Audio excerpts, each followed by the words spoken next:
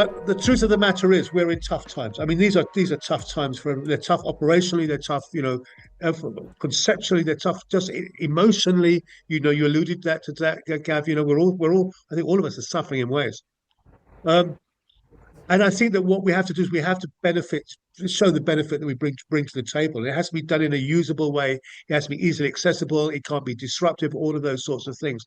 Jack, if I can just, because I am a conceptualist, if I can just put this into a really wider context, in 2026, moving forward, the world is in a tough, tough place, isn't it? You talk about trust. Well, I'm sorry, but if I look at the big organizations, do I trust big pharma? No, I don't. Do I trust big financials? No, I don't. Do I trust my government? No, I don't. I'm sorry. Um, do I?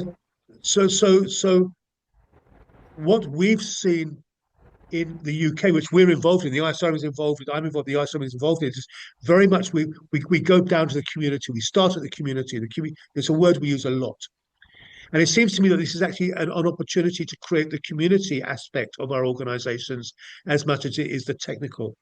Because many people feel disengaged with their own organizations. They don't trust their own organizations. They certainly don't feel loved or acknowledged or respected by their own organizations. So if I can finish off on a feeling of positivity, which is the human aspect which we've all alluded to. I mean, just bring it all together if you can, and just where ORCS stands, where FAIR stands, but also where the human experience stands, that allows us to move forward in a resilient way, working with our organizations in an overarchingly healthy framework, in a healthy way that sort of supports a decent life ahead of us in these tough and challenging times. And you have 30 seconds to do that, please, Jack. Thank you very much. Piece of cake. Yeah. Yeah, so I'll go back to some of what I said earlier. My experience has been having clarity in the conversation because I think too often we talk past each other. I think that's part of the trust problem, right?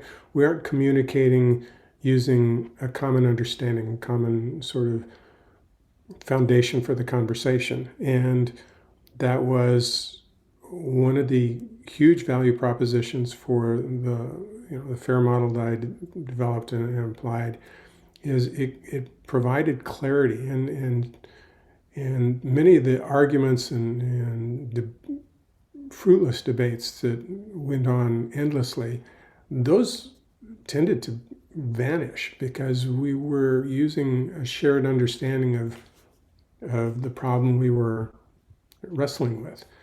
So I think, again, ORCS provides that same opportunity for let's get some clarity in what we're talking about. I think that's a great starting point for building trust. Because when I was, again, wrestling this problem from a risk perspective, we were able to I've lost my train of thought. I'm sorry. I haven't had enough coffee this morning. I'll go You've back done to just fine. the bottom line being if you have clarity in the discussion, that's a great starting point for building trust or at least understanding one another's positions um, without the underlying biases and assumptions. So, I've got to say, I was sitting back in admiration because previously you said there's 3 points I want to make. I used to say that, but now I can never remember what the damn third point is by the time I get there. So I've actually stopped saying it. yeah. There you go. Gab, listen, thanks for that, Jack. Gab, let's same. I'll throw the same ball at you. Thank you. Obviously, there's a lot to this, but I would suggest if you've logged on or you're watching this webinar, you are somebody who's interested in strategic risk and risk management. If you've done that, you've more than likely been trained in some sort of discipline, whether it's safety, security, cyber, etc., which means you have a technical capability. Don't get stuck in the binary of going, I only have to be technical. You can be a human expert and a technical expert simultaneously. Bring both skill sets to the table and force multiply your capability. That's what ORCS tries to do at an organizational level. But to really get success with that, you actually have to have that happening at an individual level. So if you at an individual level are not really stacking up on those ORCS metrics, it's kind of naive to think the organization is going to magically do it for you. And it is an ecosystem that you need to work on consistently. The more you know about it, the more you can manage it. The less you know about it, the less you're the less you're able to proactively grab an opportunity and stop it from manifesting any negative outcomes. You can either have stuff happen to you or for you. It's kind of your choice. If you get good at both aspects, the technical and the human, you've definitely force multiply your capability. Thanks for the opportunity to have a chat. Thank you, Gav. Thank you, Jack.